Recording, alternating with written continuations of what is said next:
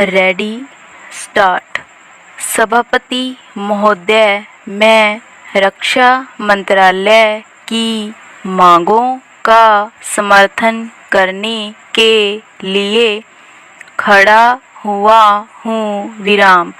वर्तमान घटनाओं से पता चलता है कि संसार का हर देश अपनी सुरक्षा के बारे में चिंतित है और उसके लिए हर प्रयत्न कर रहा है। विराम। इस दृष्टि से अन्य देशों की तरह हमारे देश में भी रक्षा मंत्रालय का महत्व है। विराम।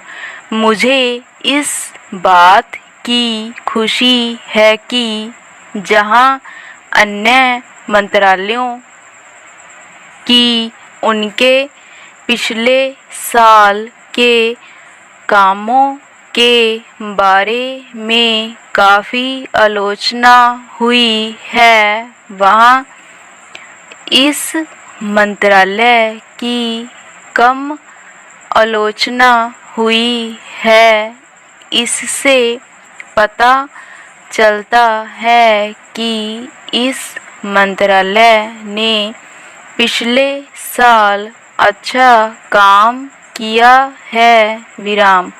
मोटे तौर पर किसी भी देश की सुरक्षा नीति का लक्ष्य यह होता है कि दूसरे देशों, खास तौर से पड़ोसी देशों के साथ मित्रता के संबंध स्थापित हों और हम एक दूसरे के मामलों में हस्तक्षेप न करें, लेकिन उसके साथ यह भी जरूरी होता है कि हम अपने देश की सीमाओं और अखंडता की रक्षा करें। विराम।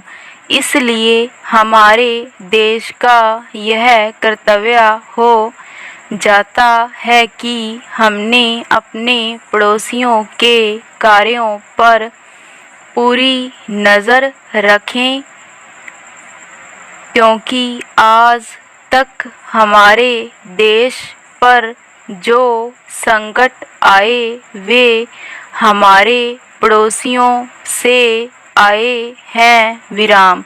1965 में पाकिस्तान के साथ जो लड़ाई हुई और उसके बाद ताशकंद में जो समझौता हुआ वह सिर्फ कागज़ पर ही रहा।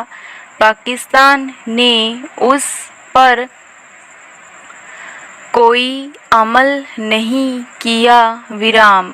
इस दृष्टि से बहुत ज़रूरी है कि हमने अपने देश की सुरक्षा की हर तरह से व्यवस्था करें। विराम। हमारा उद्देश्य दूसरों पर आक्रमण करना नहीं है, लेकिन यदि हम पर कोई आक्रमण करे तो हमें इतनी शक्ति अवश्य होनी चाहिए कि हम उसका डटकर सामना कर सकें। विराम। पहरा। आप जानते हैं कि पिछले दिनों पाकिस्तान को अमेरिका और चीन से काफ़ी मदद मिली है। विराम। रक्षा मंत्रालय की रिपोर्ट में भी कहा गया है कि पिछले साल अमेरिका ने पाकिस्तान को 1500 करोड़ रुपए की फौजी सहायता दी है। विराम। आज जहां हम फौजी सामान के लिए अपने कारखानों की मदद से अपनी शक्ति बढ़ाने का प्रयत्न कर रहे हैं, वहां पाकिस्तान संसार के देशों से फौजी सामान खरीद रहा है। विराम। अपनी नीति के कारण वह सब देशों से लाभ उठा रहा है। विराम।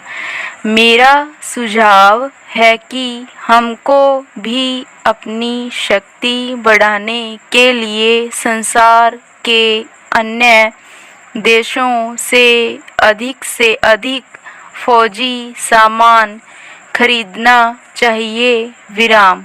आज तिब्बत की सीमा पर चीन की 1.5 लाख फौज खड़ी है। स्टॉप।